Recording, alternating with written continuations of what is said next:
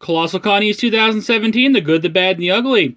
Colossalcon East was an anime convention held from September 8th through the 10th, 2017, at the Kalahari Resort in Pocono Manor, Pennsylvania. This is their first convention as Colossalcon East in the area.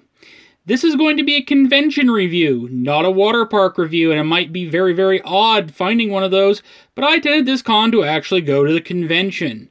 Let's see how they did. For the good, the panel staff we dealt with on site was pretty good. The person who checked us in at the reg desk was pretty efficient and was able to get us our reimbursements we needed.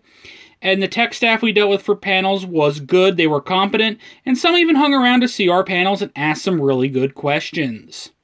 The beverage policy at the convention was quite liberal. Take that as you wish. Basically, you could buy whatever kind of beverages you liked, even in the convention center, and drink them while attending the con.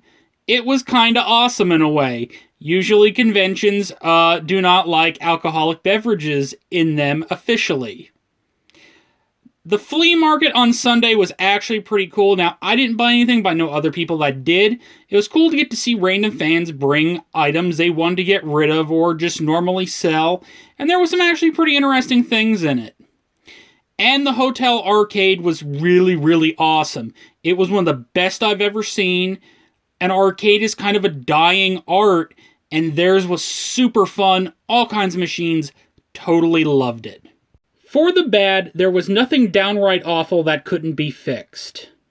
For the ugly, what should have been better? I found a lot of stuff that I did not personally like about the convention or the convention center.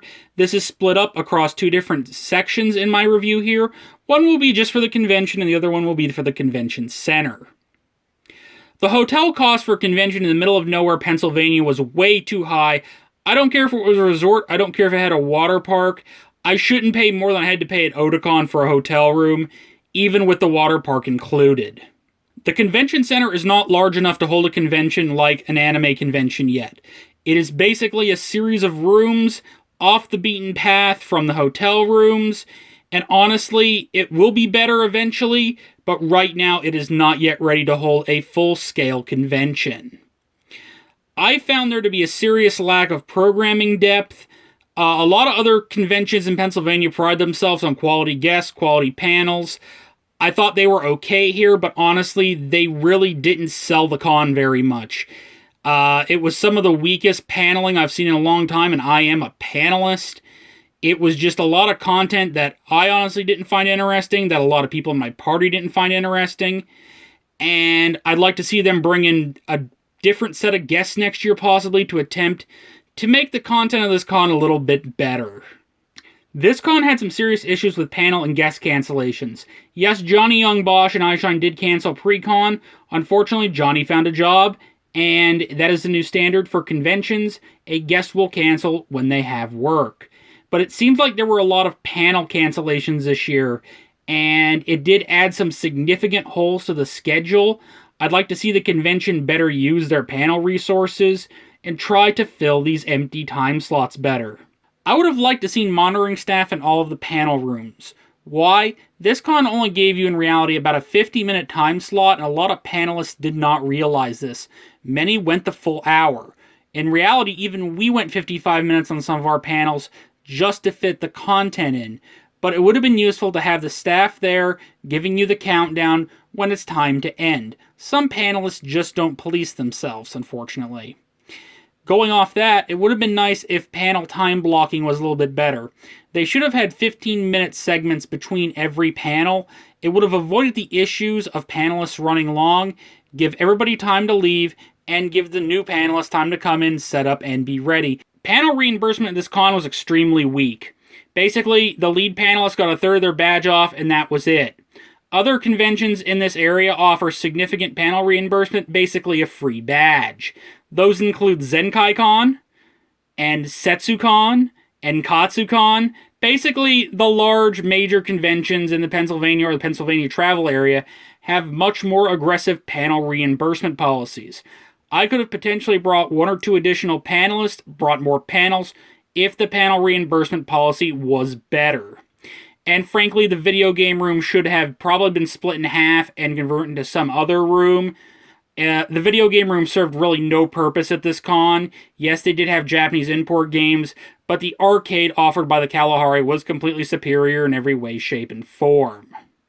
For the ugly at the convention center, cell phone coverage for Verizon was absolutely trash, and I have no nicer way to put it. I could walk from outside, have 4 bars on 4G, and basically be down to 1 bar 4G in the convention center, or worse, down to 3G, at times we were down to standard cell phone. It was really troubling because a modern facility should not have this problem, and I was not going to connect to the public Wi-Fi because that's just plain stupid. The food in the convention center was trash. It was not a good weekend. I'm surprised a resort has such poor food options. We went to Brandberg, which is one of their better burger places. The burgers were dry. The service was okay. Ivory Coast is one of the worst places I've ever ate at a con. It took basically 40 minutes for us to get the food. Our food came cold. And the only one that actually lived up to its expectations was Cafe Mirage. It's a generic food court. That's what it was. The food was okay. But I'm surprised that basically a convention center resort had such awful, awful food. Parking was also a surprise issue. The lots were full most of the weekend. Yes, they did have grass areas that they parked people on, but finding a paved parking spot was a challenge, which I have no clue why they wouldn't put in enough parking if they knew they were going to have this many people on site for an event. Overall, I feel that Colossalcon had some very poor dates and was far too close to Otakon and far too expensive for what it was. Yeah, it was a water park con. That was great, but it seems like they very much forgot to show up with content for the convention itself. I would rather send somebody to Otakon than here right now. Unfortunately, it looks like maybe the convention is 2 to 3 years too early. They are going to expand the convention space. It's really needed now, but it won't be done until late 2019. This convention might just be too early or might finally peak then, but right now this was a pretty rough first-year convention in my opinion. I've definitely been to better in the surrounding area, and we're going to have to kind of see what happens with this convention. I've given this convention a grade of C, which I feel is extremely fair. Yes, it was a first-year convention, but they are a known group that puts on conventions. I dealt with one too many problems, especially revolving around panels, the quality of the convention, and the convention center itself than I'd like to deal with. I'm hoping they will get better. I don't know if they will. I don't know if I'll be returning next year at this point. That's something to be determined. I do wish them the best of luck, as I personally feel that Pennsylvania does need more anime conventions, and it's just a matter of how this one will evolve over time. Thanks for watching.